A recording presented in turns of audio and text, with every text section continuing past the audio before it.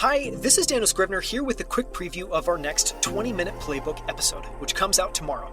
In it, I'm joined by Adrian Aoun, founder and CEO of Forward, which is building an insurance-free healthcare system focused on preventative healthcare from the ground up. Forward was founded in 2017 to invert the typical model of healthcare, where most healthcare follows the service model where one patient sees one doctor only when they need care. Forward is building healthcare focused on health and preventative care that's productized so you can use it anytime, anywhere, that's scalable so it's affordable for everyone, and it's always on with help available through Forward's app and a network of doctors' offices all around the United States. Which might sound like, well, how healthcare should have been all along, which is really the goal. Before founding Forward, Adrian worked as an advisor to the White House on the President's Council of Advisors on Science and Technology. He worked as a director of special projects for the CEO of Google, Sergey Brin, and he was the founder of Sidewalk Labs. In this episode, Adrian shares why he's so fanatical about being problem-focused rather than solution-focused, and how he runs problem-centric brainstorms at Forward.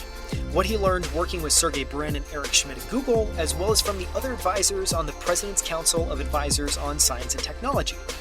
He shares why he thinks modern fitness wearables are broken, and why he thinks we need tools that tell people what to do with their data, not just the data itself. He shares why he loves the book Factfulness by Hans Rosling, and so much more. Here's one of my favorite moments from it. Tune in tomorrow to listen to the full episode. I want to start by asking about what you've been fascinated by recently. You know, we talked in the last interview about your kind of problem focus.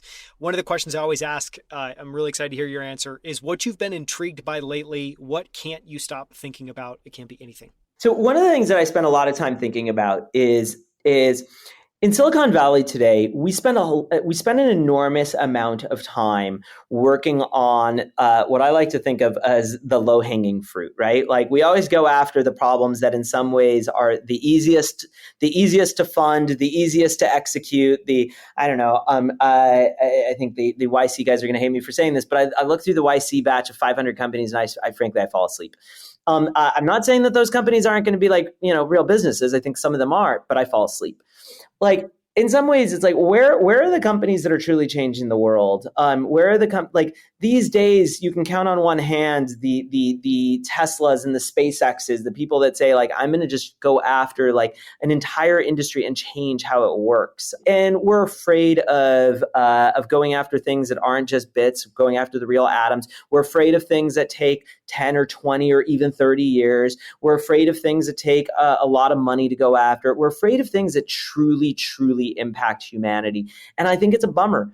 Now, one of the things that I spend a lot of time thinking about is how can I take industries and make them go exponential, right? One of the most fascinating things about when you look at the SpaceXs and the Teslas is that they're taking industries that you don't think of as exponential industries, and they're fundamentally making them go exponential, right? We took rockets. Rockets were roughly kind of going along incrementally, and now you can look at the pace of innovation, and it's literally taking off. No pun intended. You can look at automotive, and literally, Tesla for 17, 18 years was underestimated, and then overnight, just boom, starts to go exponential. At Ford, we're trying to do the exact same thing with healthcare. We ask ourselves, can we get healthcare to 1 billion people? Literally. Kaiser's 75 years old. They have roughly 11, 12 million users. Like they can be going another 500 years. They'll never get to 1 billion people, right? So we ask ourselves, how can we build the first healthcare system that covers literally the entire planet? But why are we not asking ourselves this for every industry? Why does this not exist for food? Why does this not exist for education? Why are we not doing this? And this is one of the things that I think is kind of the lost art of Silicon Valley. So I've been spending a lot of time trying to wrap my head around that.